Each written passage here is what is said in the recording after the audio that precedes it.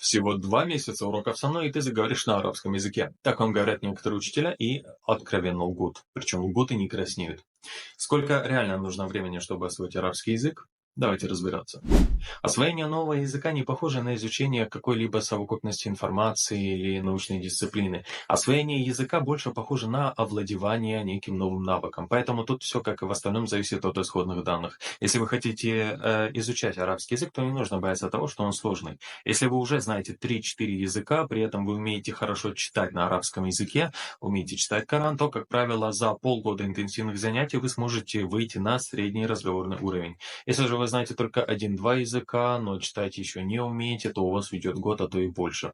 Однако, если вы знаете только один язык, на котором вы говорите сейчас, то освоить арабский язык вам будет сложнее, чем другим. У вас на это может уйти от 2 до 3 лет. Но, тем не менее, знайте, чем раньше вы начнете, тем раньше вы освоите арабский язык.